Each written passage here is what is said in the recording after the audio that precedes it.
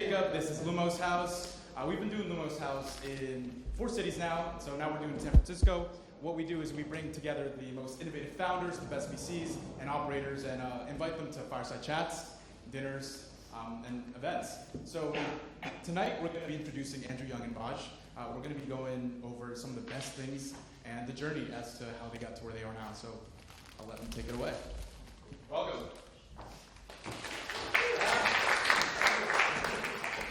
Quick admin stuff. All right, the bathrooms are back there to the left if you have to go, and then there's some upstairs as well. If you want a beverage, just over where Jacob is. And then watch out for, there's a step right there. I think someone taped over it. Just watch out for that as you go back and forth. We don't want anyone to get hurt.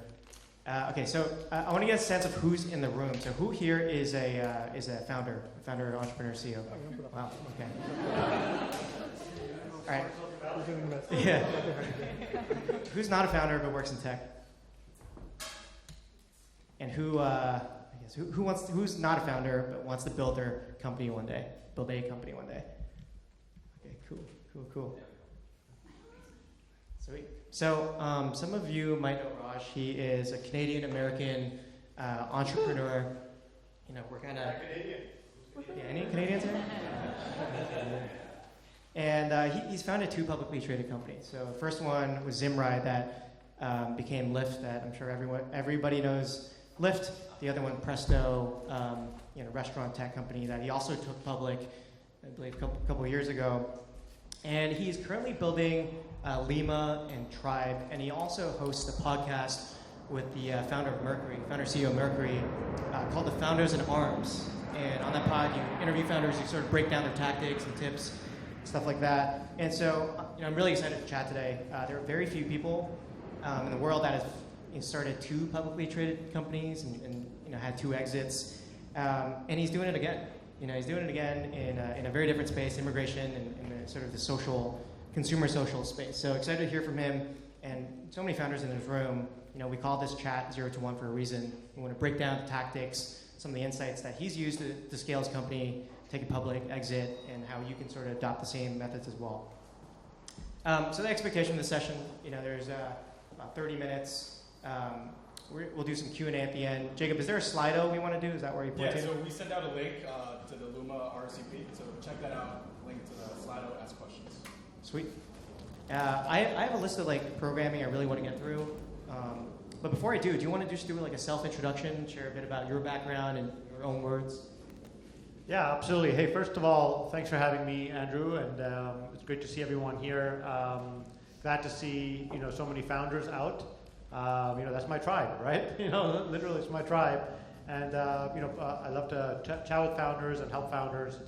It's the only thing I've done in my career is found companies and help founders. So it's really close to my heart. And I don't do a lot of talks like this, honestly. I'm really focused on building.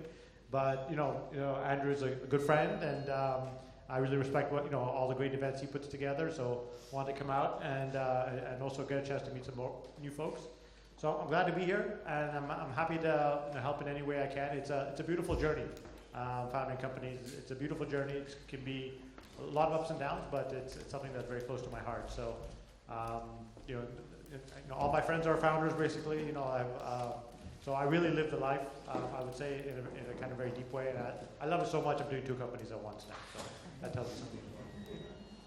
I want to start with, in the spirit of 0 to 1, I want to start with coming up with ideas. And you've had 4 or more ideas in sort of 4 very different spaces, from mobility to restaurant tech, hospitality, to consumer social, to sort of a true cash flow services business. How do you come up with ideas? And I'd love to hear some anecdotes about how, I believe I heard about you working in a restaurant, all those starting stories. Yeah, my idea is there's founders out there who really focus on trying to build a great business first, and then they work backwards from that. What's going to make a great business, and they work backwards, reverse engineer from that goal, right? I'm not like that. I really actually focus more on problems that I experience in my daily life, and think about how to solve that problem and make a business around that. So it's a very different way of doing things, and I would say it's probably a much riskier way of doing things. Because you're trying to build a business around a common problem, right?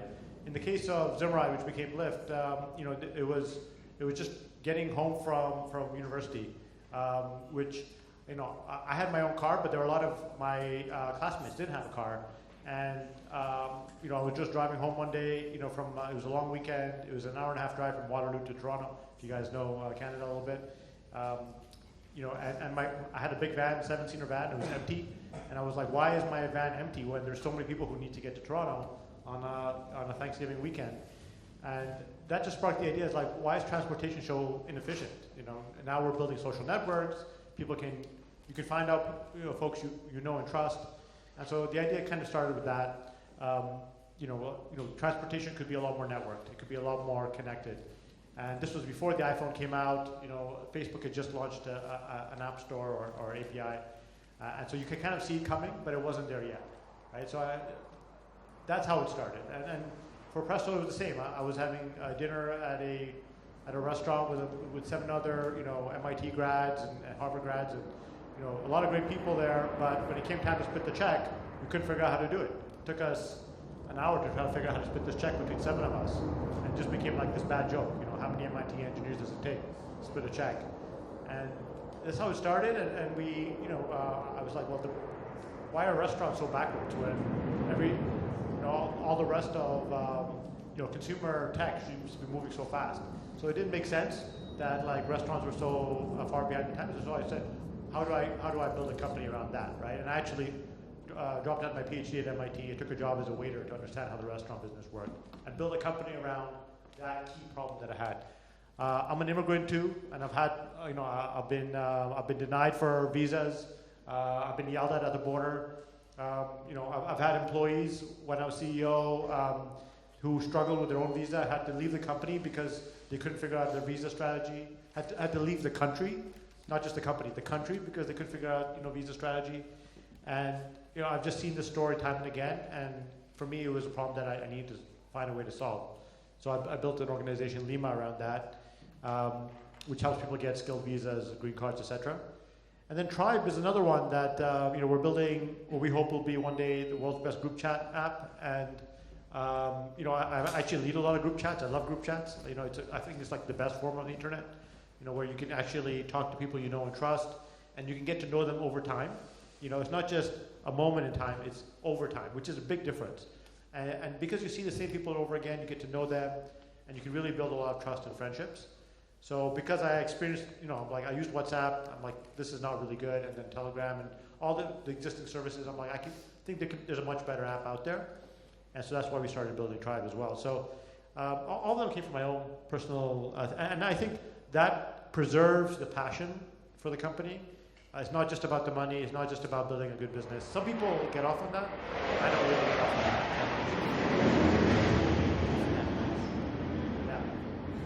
I've programmed the planes to go. Great sound system. Exactly. It adds emphasis. It's like a bolt,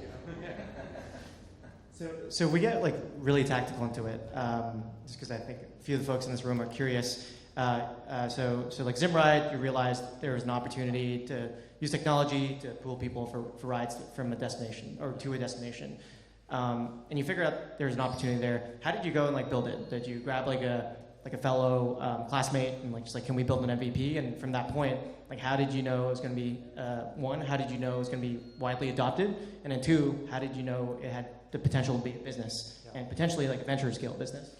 Yeah, I think when we start the companies, we have no idea it's going to be a business, and really, I mean, it seems very risky from the very beginning. And most people you talk to about the idea will tell you there's no business here, right?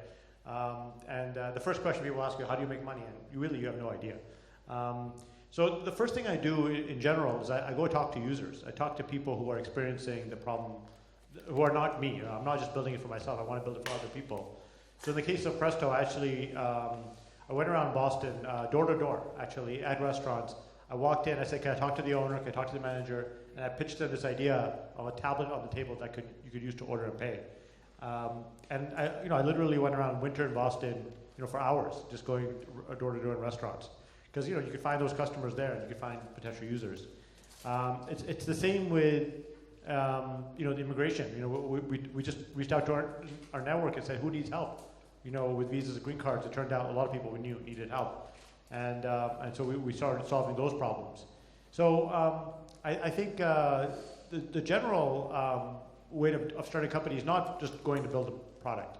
It's actually talking to people, getting feedback from real users who may have the same problem, and learning that way.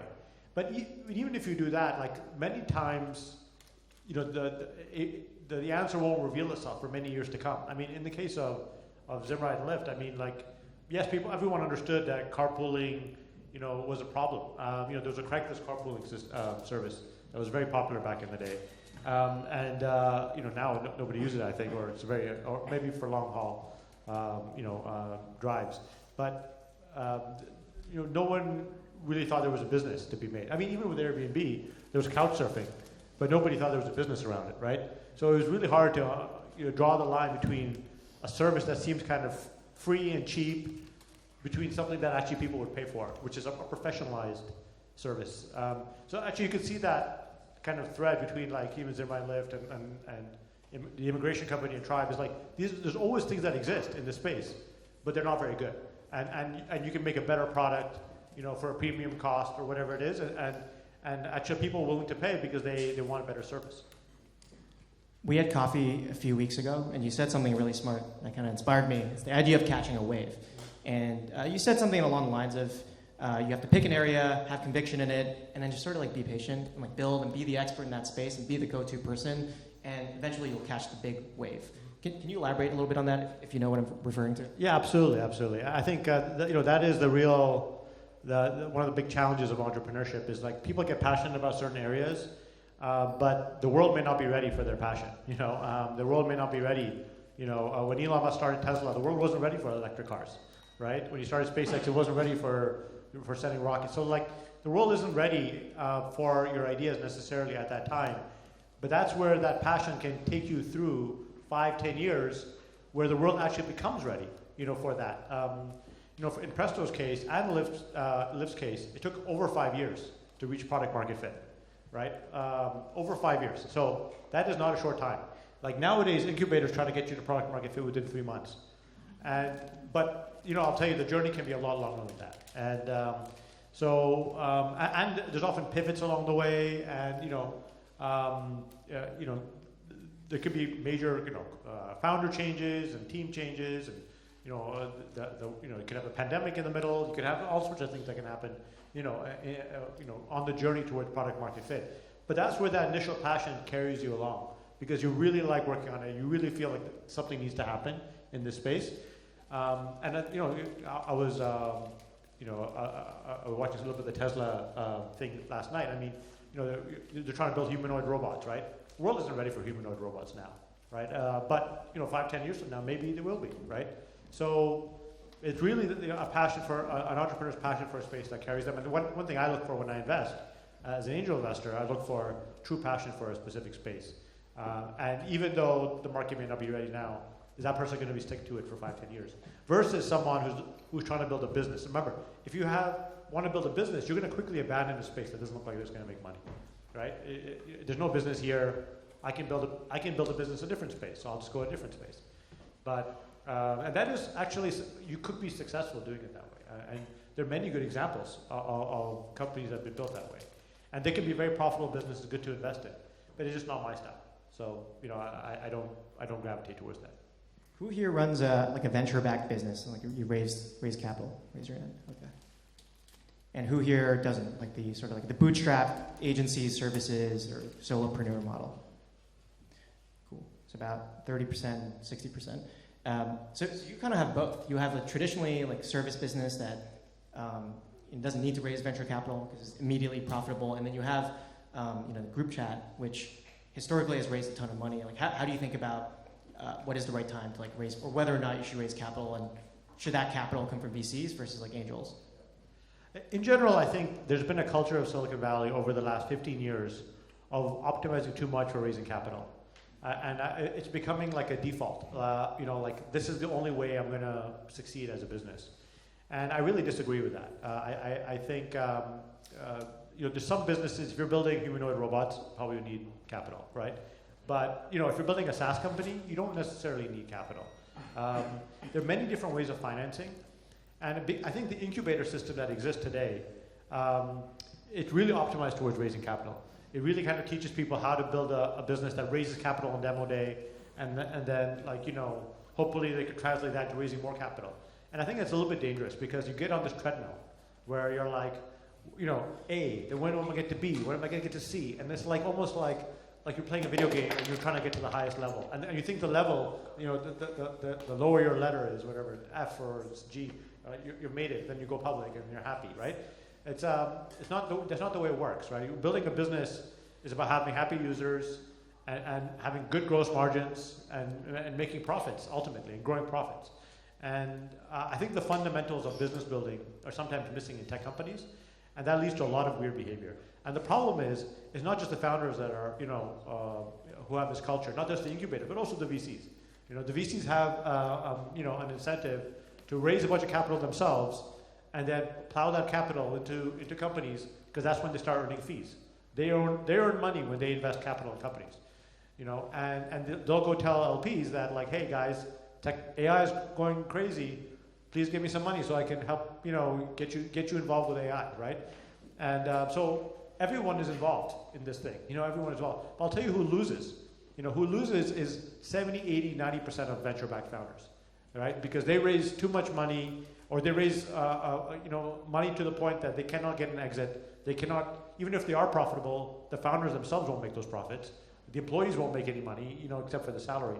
So the 70, 80, 90% of venture-backed companies don't have any meaningful exit, and those founders will have spent years of their lives, without doing that. But if they built a profitable business with a different model, maybe they built it with angel money and an LLC type of business, they could actually take the profits home, with their team, and them and the team could do very well, very, very well, and life-changing type of outcomes.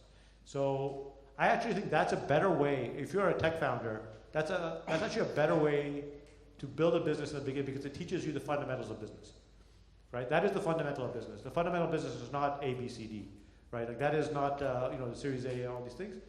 That's a very unique type of Silicon Valley model that has sort of become a culture, and it's really something that most tech founders who are not business savvy, including me when I started, they gravitate towards too much. You mentioned a concept that I really like, and you mentioned it a few times, business fundamentals. And so when I think of that, I think of you got to make profit and you need customers. How else would you elaborate on what is solid, a good business with good fundamentals looks like? Yeah, absolutely. I mean, you mentioned big one, profit, but not just profit, also cash, right? Are you collecting cash before you have to pay it, right? How do you pay your employees, right? Do you have the cash to pay your employees every month regularly, right? Do you have a good sales cadence? Do you have a good sales funnel? Are you building a good pipeline? Do you have a probability adjusted model to some degree to know what percentage of your pipeline will convert at every step? These are business fundamentals that actually are not taught, I think, in most incubators. I think founders need to learn sometimes just through the school of hard knocks and go out and sell themselves and learn how customers behave. Customers are human beings, right? They're fickle, right? Some people will say yes, some people will no, some people will say not now. You have to learn that. You have to learn that cadence, and you have to learn what it's like to talk to a lot of different customers with different types of backgrounds. One thing I've also learned as a founder that I didn't really understand when I started was just the power of market sizes. The market size makes a big difference to your life as a founder, right? If you're working in a big market, it's actually relatively easy to get to a certain scale, right? You might not get to a huge scale because there's tons of competition, but you might get to a certain scale is quite easy. If you're working in a small market, it's okay if there's less competitors, but if there's a lot of competitors, you could never, no matter how hard you work, you might not be successful. And that's why I don't agree a lot with a lot of this hustle culture and hey, work hard for the sake of working hard, because actually the direction you point is actually very important. I've seen if I look at my peers, founders, right, who started around 15 years ago, vastly different outcomes. Vastly different outcomes. How much is correlated to talent? Not very much. How much is correlated to market size? Very high. you know. So like, you know, that is actually a big determining factor, right? Yes, luck is a factor, but it's actually not a very big factor. It's like you can deterministically build a good business. Like it's if you follow the right, you know, playbook. It's not just like, you know, taking a shot in the dark, and you get better as you go because you learn more things, and that's why, like, you know, certain repeat founders kind of like do really well because they've learned everything about how to make it work. So yeah, there's a lot of fundamentals. I mean, even just the fundamentals of hiring a team and like managing them and motivating a team, that's very important as well. You know, the fundamentals of like getting feedback from customers and acting on that. So, you know, but you will learn that if you build a business that's structured right from the beginning. But it's harder to learn that if your incentives are wrong. Yeah. For the folks who are hearing this and they're like, I still want to raise like a big round venture capital, and you invest and you sort of know the space very well. What are some things that, actually, let's see, who here is like a pre-seed company? Pre-seed, and then let's say seed. Who's a seed stage? Any Series A folks? Series B? For folks pre-seed to seed, what do investors look for and not look for? What are some misconceptions that people think they need to show in their slide deck that actually like investors don't care about? Yeah.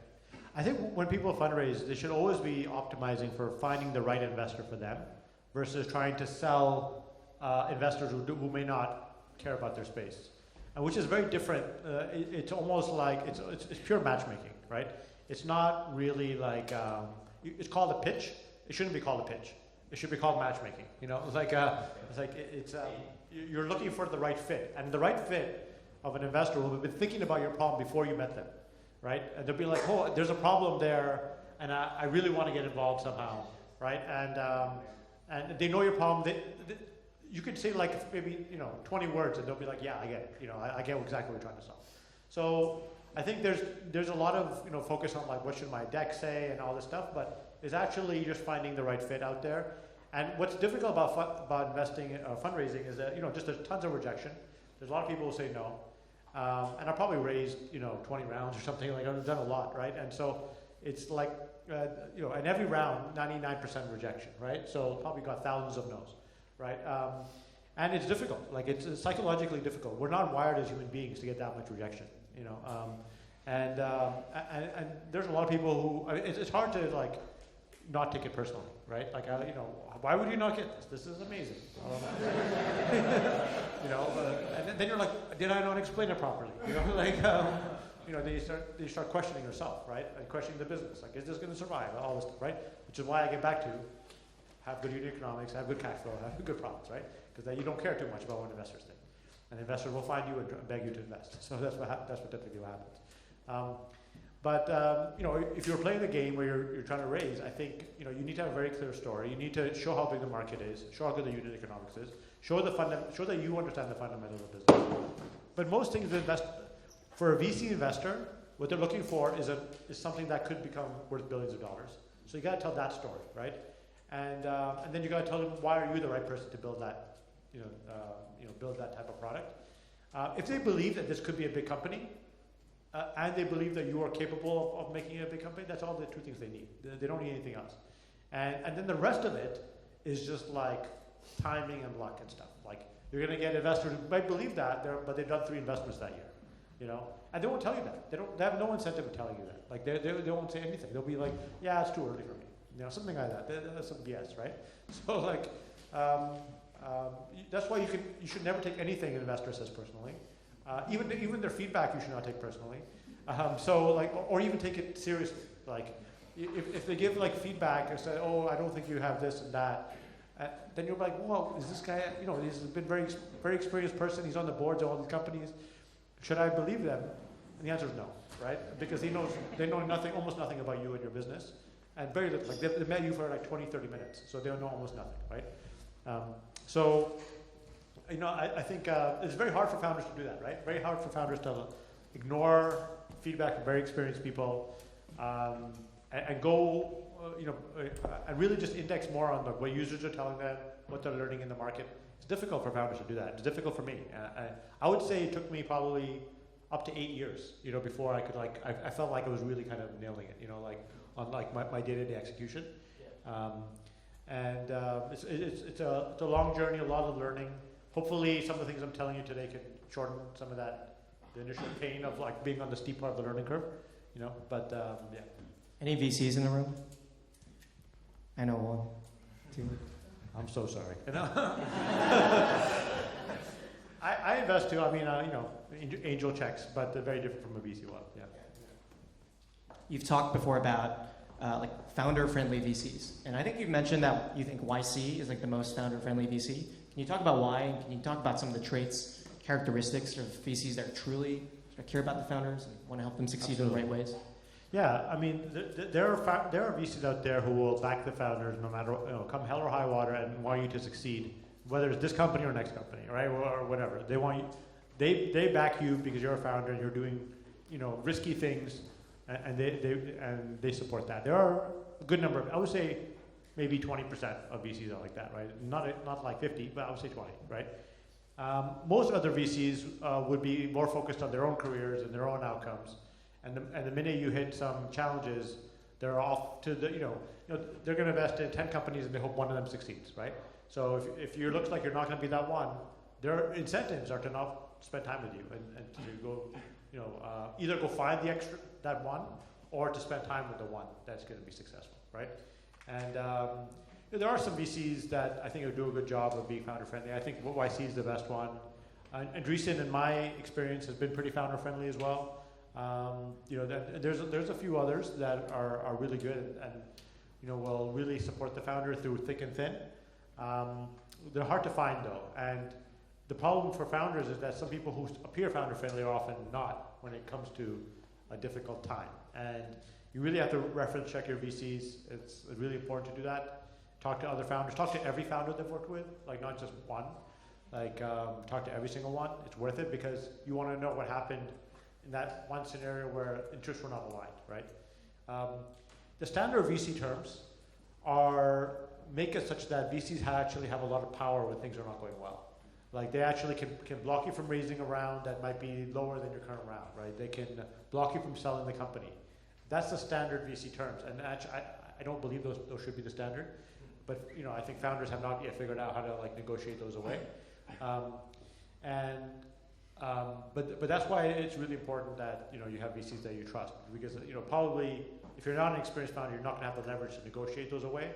But the best you can do is find a founder or find a VC that is truly founder friendly. I feel like we're in the era where a lot of VCs have media companies, or they are sort of hybrid media companies, and there are a lot of VCs out there who have big Twitter followings, massive personal distribution. I feel like you might have a hot take on this, but any perspective on let's call them loud VCs, and is there any correlation to success or how founder friendly they are? Yeah, I don't think there is a huge correlation. This is some marketing strategies, that some VCs use to get out there and build a personal brand. I'm not sure if there is a correlation there. I will say there's been amazing VCs I've met who have no social media presence, who I've worked with, who have done really good. There's definitely, blowhards out there. There are founder blowhards too. There's people out there who talk a lot, a big game, but they don't actually do much. It's really it's hard to know. It's not really correlated, I would say. I think the only way you can tell is what happens in a boardroom. What happens behind the scenes, and you got to talk to founders. Are actually pretty open with each other, very open. But there is a sort of community of founders. There's almost a pride of being a founder, and you would tell other founders exactly what happened. And actually, I'm part of the YC community. They have great investor reviews. And people are held to account on those investor reviews, right? So you can see that there's bad behavior out there with some investors, and founders are very happy to share that with each other, which is why a lot of VCs consider it a reputation game, and in some cases when things are not going well, they'll like to kind of gently part ways, with the company versus blow up the bridge. But there's certainly VCs out there who are happy to burn the bridge as well. I want to talk a little bit about scaling the team or scaling the company. So let's say you just raised a round, you're looking for your first hire, non-founder hire. How do you think through that? Who's that person? And maybe there's different scenarios of a B2B business and then more of a consumer business, but how do you think about that? Yeah, the first hires you make are really important. They set the tone for your culture. Those people later will have sort of like founder status within the company. They will be kind of known as like one of the early guys or girls, and they'll be seen as very important people within the company later on, right? If it works out. And so it's almost like finding a co-founder in some ways, in that you're finding someone who has all the founder traits. Maybe they weren't there early enough to be a co-founder, but they at the same time they're the type of person who, if you left for a week, that they would move the company forward by themselves in a significant way, right? And they would do that, right? Because you've seen them behave like that. So I think that's really important to see like that kind of behavior. The way I look at great founders in general, and people I've worked with who are great co-founders, is that they never stop pushing, and they will push me, but they'll also push the team, to greater heights, to move the ball forward. And actually, having hired big teams before, I will say like 99% of people are not like that. When you hire employees, at some point, like the bigger the company you are, the people who are attracted to that are people who are more like rule followers and direction followers, and they won't grab the ball and take it with them, because that's not rewarded in most companies. In most companies, you gotta don't stick out too much, right? So I think the early hires have to be the people who can move the company forward even without you there. It's basically like a co-founder. And they have a level of risk appetite too. I mean, they have to have a risk appetite to join your two-person startup or whatever, right? So the good thing actually about co-founders and early hires is that it is self-selecting to some degree, right? People who join you at that stage have to be people who like it, otherwise they'll never survive. How do you screen for that in interviews? What are the one or two questions you like to ask? Yeah. To find that type of person. What I look for is people who ask me a lot of questions. And they've done a ton of research in advance. They're come in and they're it's almost like they're interviewing you, And it's a very strong correlation between those people and good founders and good early hires. If you go to a meeting and people are waiting for you to ask them questions, that's actually not a good sign. It should be they have so many questions that the meeting doesn't stop because they're keep asking you so many questions, and they're actually quizzing you and challenging you on your own thinking. Oh, why do you think a group chat app makes any sense at this age, right? Okay, well, I said all these reasons. Oh, well, tell me more about that. Tell me more about that. And they're questioning you about everything, and they're doing it from a place of wanting to really understand, and not because they're skeptical anything will work, but because they really want to understand what your vision is. And there tends to be also just a natural interest in what you're doing, in the actual idea. I would say there's two different types of people. There's the people who join you because they want to work with you. The people who join you because they want to work on your idea, right? You should just try to understand what type of person it is, what their motivations are, right? And those are the key questions I would ask them. Is what are your professional goals? What do you want to be? Do you want to be a founder one day? Do you want to do you want to be part of a team that wins? Some people just want to be part of a team that wins, So I think it's good to understand that, so you understand what kind of hire that would be and how to motivate them going forward. A bit of a pivot, but with Presto, Zimride, Lyft, can you talk a bit about the toughest moments you've had, maybe near-death moments where you were we're not going to make it, or an investor, I've heard this a lot, an investor's you're not going to make it. Yeah. What are those anecdotes, and how did you navigate past that? Yeah, so near-death moments are very common, especially in VC-backed companies, because you're always running, close to the edge. At Presto, we had a lot, many near-death moments, probably at least 5 to 10, which is a lot for a company. Many founders you talk to over 15-year careers will maybe have 1 or 2, but 5 to 10 is a lot. And I think we've had. I would say the one big thing with Presto, we sold big enterprise deals. So those are very binary, right? Either you get the deal or you don't get the deal, right? And so it could be a $10, $20 million deal per year, but it's a very binary outcome. It's a little bit like an election, right? Election is also very binary, and it creates a lot of stress, right? You're election's coming up, it could be this or it could be that, right? And then every day is the probability shifts a little bit, but you never know until you know, right? So It can be like that. I remember at Presto, we ran a 2-year pilot with Applebee's. Free pilot. We made no money on it. We had a small team in a house in Palo Alto, like this. 30 people working out of the house, much smaller house than this. People were doing calls in the bathrooms. There was the basement was used as a QA lab. It was a small company, and we had no big deal. We had no revenue at all, and we're trying to get this contract with Applebee's, and it was us and one other competitor, another company based in Texas, and they had a better product. They were around for longer. They were more experienced. We were a bunch of young kids, right? And we were in a house. We didn't even have a proper office. They had a proper office. They had more customers. They had everything, right? And at some point, the deal, we're competing, and then Applebee's calls us and says, we'll pick the other guys, after 2 years, and we had no money. And so the company was dead. I told everyone, like, guys, I think we're done, without this deal, we have nothing. We're not working on any other deals. Because at that time in the market, no one had even adopted tablets anywhere, really in the space. So, I remember those moments, like going into the office and telling everyone, it hasn't worked out, 2 years worth of work, it's gone nowhere. And then, we pulled together a team and we're like, we have to get this back somehow. So then we started calling everyone we knew at, all the Applebee's franchisees, and we put together a counter proposal, we made a counter pitch, and we got a few champions to turn over the deal, actually. And so we ended up winning the deal. And then after we won the deal, we got a big investment from Intel. And so all these good things kind of happened, back to back as well. So we went from being almost dead, to having a tens of $1 million contract, plus a massive investment from Intel. And so it was a big turnaround. And I'd like to tell you the story was over after that, but there were a lot more downs and we could be here for days talking about this stuff. How do you keep the team motivated? When I think, this is so different, but when I was at Facebook and Google, we went through multiple rounds of layoffs, and whenever there's an announcement of a layoff, everyone just starts looking for jobs. Everyone just starts looking for the next thing. In your scenario, how do you keep the team motivated? How do you keep yourself motivated and optimistic? Yeah.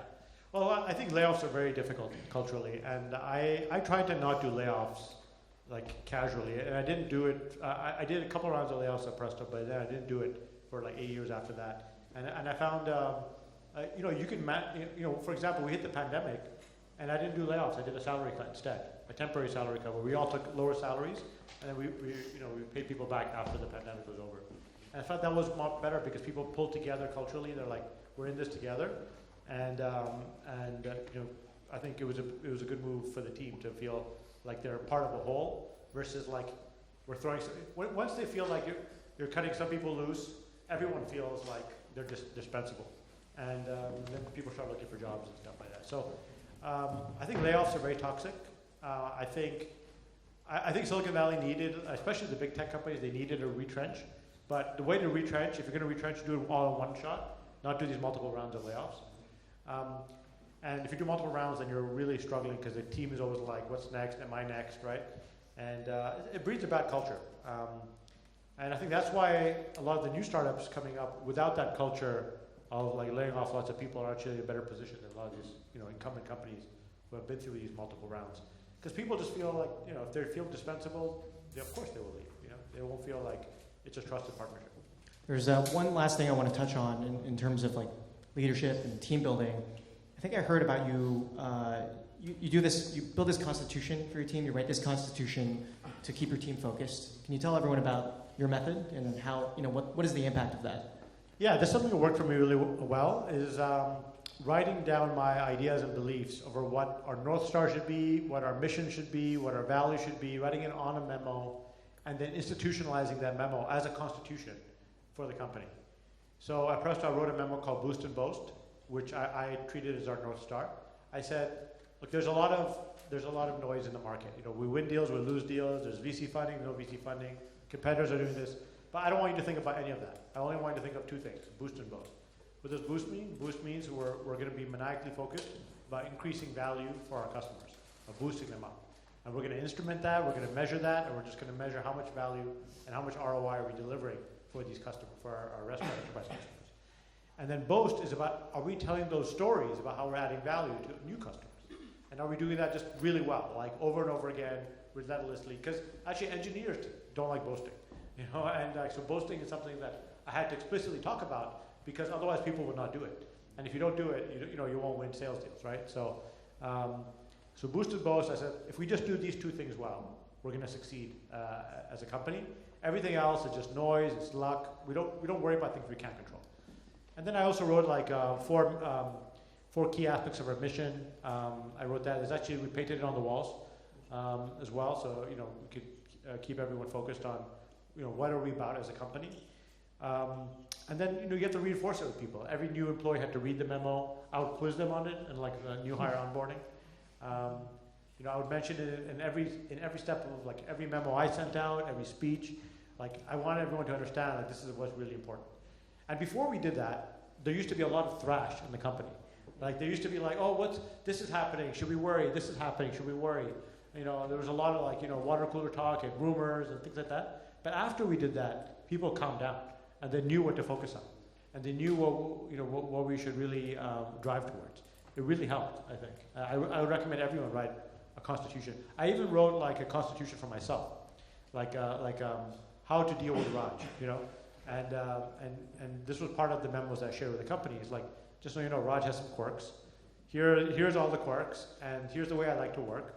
I like written, don't interrupt me while I'm working on something. Or there's just small things like that are unique to the way I work. And I just published a memo, and it just calms people down. Yeah. And so I really recommend everyone do it. And you built Zimride when it was remote, right? It's like your team was fully remote, and so I'm sure that kind of stuff helped productivity and leadership, team management generally. Yeah. And this was before this, but yeah, I didn't meet Logan, who was my co-founder, and he was based in Santa Barbara. So until many months of working together. And it's actually quite improbable that it works that way, but we just got along really well. And he's still a good friend of mine, and it's that's another thing. Your co-founders could become good friends. Well, we're going to open it up to Q&A, but in our final moments, I'd love for you to share some details on your podcast, Down to Norms, with Imad, and what you're building with Tribe and Lima, and how people should reach out to you to learn more about all the things you do. You're asking me how people should reach out? Yeah. So you can reach out. My email is raj@limadream.com. If you know anyone who needs immigration help, let me know. We've helped a lot of people already. Tribe is a new group chat app. It's Tribe Chat Pro on the App Store. Check it out. And we have a tribe for our Founders and Arms podcast, which you're welcome to join. All the new episodes are published there. There's a group of people talking about the podcast. So that's a great way to reach me as well, on Tribe. And I'm always looking for feedback. We're trying to do something very unique there. So, I'd love to be in touch, and hope to see you on one of these various platforms. What was your email? It's raj@limadream.com. Yeah, Lima Dream. Lima Dream. I can send it out after as well. And we also have like this immigrant builder group chat. I'll send that out after as well. That's right. We're going to do Q&A, but before that, just a round of applause for Raj for joining us today.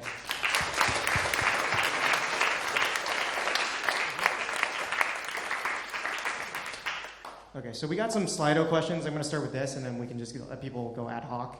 Which is number one? Right. Any thoughts on Travis Kalanick? He is a very impressive founder, and CEO. I think he accomplished some amazing things at Uber, and I think actually the funny thing is he actually moved to the restaurant space after that. Cloud kitchens. But obviously, there are some things you would do that I wouldn't do, just a different style. I think the Lyft management, the Lyft co-founders have a very different brand. It's a much nicer brand, a much friendlier and cuddlier brand than Uber. Different companies have gone different directions. Uber's expanded really remarkably to a lot of new markets, and they have the Uber Eats product as well. So, I think they've done some cool things. I'm kind of curious to see what Travis does next. I hope he's going to still be active. What do you wish you had done differently in the first 2 years of Lyft, Zimride Lyft? Yeah, so I was there for the first year, then I started Presto, and then we were doing something that was very risky, right? Which is like trying to build this, we started building a carpooling app on the Facebook App Store, and you're hoping that would get some traction, which we managed to get some traction. So, and I think Facebook actually funded us right after that, so which was great. I think we did a lot of things. I mean, for an early stage startup, we did a lot of things right. One thing is obviously we could have started working together much earlier versus we were pretty much a remote team, way before remote was cool. This was back in 2007, 2008. And I think figuring out business model is very important. For a while we thought selling to universities might be a good idea. I think it turned out to be not so good idea. Uber kind of came out with this ride hailing. But the truth is the iPhone wasn't even really popular then, so it would have been hard for us to do that. So again, this was a type of thing where you have to stick around long enough to catch the wave. There's a really interesting question here that's, I'll read it word for word. Sometimes we make cool things before we understand how they make money. How long do you pursue an idea before it's clear that you don't know how to monetize? So if there's like a side project that gets a ton of traction, that there's no profits coming in, how long do you do that before considering making it a business or shutting it down? I mean, as long as you like it and as long as you can, right? Both those things have to be true. You have to still like doing it, and then you still have to be able to fund it, right? I wouldn't go I wouldn't starve because you're working on this thing. Right? You still need to maintain a basic lifestyle. But if you're able to do it and you still like doing it and keep doing it, I would say focus on things that could become big one day. If you still have to predict there will be a wave, right? For example, for group chats, I think they will become big one day. I mean, they're already big today, but I think they'll be even much bigger. So, I have this view that group chats are going to become much more standard, and they're going to be much more professionalized. So that's just my view. People could disagree with that, and it's very unclear at this moment. I saw when Elon Musk started SpaceX, he thought there was less than a 5% chance, it would be successful. But if you love it, if you truly love working on it, and you're able to fund it, whether through your own means or through customers or through investors, then why would you not work on it? I mean, that's what the fun thing is about working on startups, is that something is uncertain, and you have the chance to make it a reality. And if you make it a reality, you could change a lot of things in the status quo. Cool. So we can take 3 questions from the crowd. I mean, your hand was up first, so we'll go with you. Rajat, I think you've briefly finished. CJ, wondering, you briefly mentioned about your angel investing criteria, but I was just wondering if you could sort of extend it, what you're looking for. So for angel investing, I always look for great founders. Founders, I think who are very passionate about their space, who know a lot. There's certain spaces that I know also better than others. I actually have a good background in AI, voice AI, computer vision, and I've invested in those companies quite a bit. I also like consumer products in general. So consumer is not a sexy area for investment these days, but I actually believe consumer markets are very big. So going back to that point about how do you build a good business to consumer? You have to survive long enough to reach some level of product market fit. But once you hit product market fit, the businesses can be very big. I think I think you're giving a talk soon with the OnlyFans guy, right? You mentioned that. That's an example of a business that's consumer, is fully bootstrapped, and did very well. So, but I think consumer is underlooked by a lot of investors. It also makes sense. A lot of founders don't want to work on consumer because SaaS products, business B2B products are a lot more deterministic. It's more clear that I can have even a small business in the space. But I just like consumer products. I plan to only be working on consumer products myself. There's actually one other thing I forgot to touch on, which is you mentioned you like to go premium. So even with Lima, it's a premium service. How do you think about how did you come to that sort of decision, and what are the other alternatives you considered? Yeah, I think there's 2 ways to disrupt the market, right? One is make a better product with a premium price, or make a cheaper product that could get more volume, right? those are generally the main two ways of disrupting any existing market. And I like making great products. I like making the best product in the space. So as a product guy myself, I rather go that direction, where I go for maybe lower volume, the higher pricing, higher quality. Some people who are maybe good at operations or good at like manufacturing or good at, like making lots of something, right? They might go for the lower cost model where they, they sell something that is higher volume. It's like the fast food model, right? Because you can either make the best burger and become like a Michelin star restaurant, or you can make like a good enough burger for low cost to become McDonald's, right? So that example is, McDonald's is obviously a much bigger business than fine dining restaurants, right? So you have to make sure that the fine dining restaurant can actually do well. I will say that there are products in consumer now which are generally following this model, right? So like the makers of ragu, the pasta sauce, just sold for billions of dollars. It's like a much more expensive pasta sauce, right? There's the Yeti, thermos, is it? Well, yeah, something like that, right? It's like $300 or something. There's like a big ice cooler as well that's like also very expensive. That's like, there's premium products. iPhone is an example of a premium product. I mean, Nokias were everywhere. They're $100, right? $200. Now we don't think anything about spending $1,200 for a phone, right? Like, $1,000, $1,200, that's the standard price of a new iPhone, right? And so, again, there's this dichotomy between low-cost model, which, again, you could argue is an Android, right? And then you have the premium product in the space. I have one question over there. You had a question? Yeah.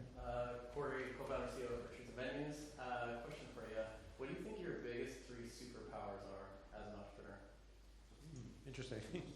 I've actually never thought about this. I don't know if a superpower kind of like implies that you're much better than other entrepreneurs, maybe in a certain area. And I'm not sure, because actually it's hard for entrepreneurs to compare them with each other, because every space is so different, every moment in time is different. I couldn't compare myself to an entrepreneur from the 80s, for example, right?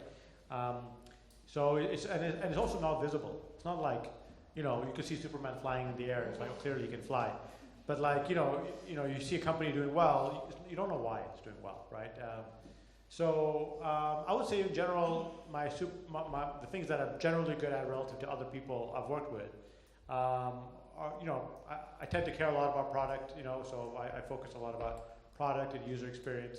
I think I'm decent at sales as well, like being able to convince people to do whatever, and I think I have generally a good understanding of like macro stuff, like how something fits into like a larger picture. I have a background in engineering, but also economics, and so the economics background helps me kind of think about that. I also think I have a combination between left brain and right brain, where I'm like fairly artistic as well, or I like art, and that's also kind of unusual for an engineer.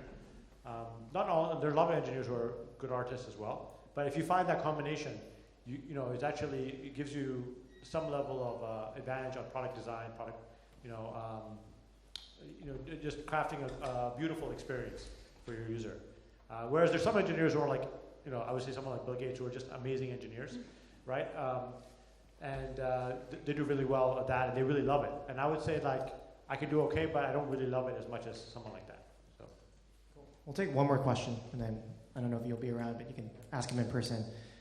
Who do I pick? All right, over there in the pink shirt. Yeah, right. Thank you for everything. I guess we'd love to hear your thoughts more on sort of investments when it comes to being a founder looking for investments. I feel like it's one of those things that no one really talks about, and it can be a trap. So do you have any heuristics or red flags that you've seen from the founder perspective that we should look out to when deciding whether or not we should take investment? We'd love to hear your thoughts on pre-seed, seed, series. oh, you mean like red flags about investors? Yes. Oh, I see.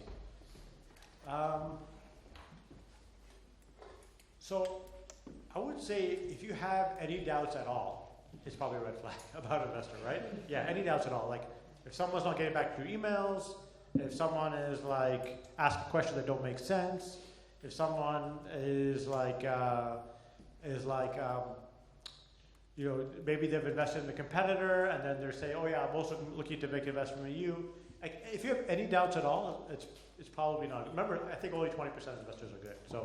So like the chances are it's not a good investor, right? So you have to be really, really convinced it is a good investor. Like there can be no doubt for you to actually think it's a good investor, right? So you know, as you're getting to know people, you know, you'll get a chance to see everything about them, right? Like you'll see how they act in different situations. The investment process is somewhat long. It's like, you know, a month of diligence or, you know, something like that. Sometimes for bigger checks, right? For smaller checks, it could be just a meeting. Small check doesn't matter that much. For bigger checks, it matters more. And you can see how they act in diligence, what the diligence process is, how are they about giving you feedback, how are they, you know, do they seem like they're pulling for you, or do they seem like they're playing some other game? You know, because sometimes people just talk to entrepreneurs like, you know, just as a game, like, you know, they call it warehousing of deals, but they'll just like come up with a list of deals that they're talking to show that they're doing work, right? And sometimes they use those deals to go and raise money. They'll be like, hey, like, here's a bunch of cool founders that, you know, I've talked to in the last, you know, few weeks and months, and now you should give me some money so I can invest in some of them. And you have no idea this is going on, right? So there's, you know, that's what I'm saying. Like, if you feel any kind of like question marks, and every time I have felt a question mark, it's turned out to be that something has gone wrong. Like, there's been people who are clearly just meeting with us to get competitive intelligence. Well, this happens all the time. You know, VCs, as one of their value adds, is like they go out and get competitive intelligence for their portfolio companies. You know, so and they have no qualms about doing that generally. I mean, most of, you know, there probably someone like Andreessen would be, but like again, 80% of VCs would not. And I've had that happen to me from some very well-known VCs in Silicon Valley, like some of the top 5, I would say. So again, like you have to just be quite paranoid, I would say, about especially for big checks, you know. So which is why I think this whole process is somewhat fraught. But you know, again, if the stars align, you get a great VC. You know, it'll still be worth it. Cool. Well, Raj, thanks for joining us today. Great meeting you all.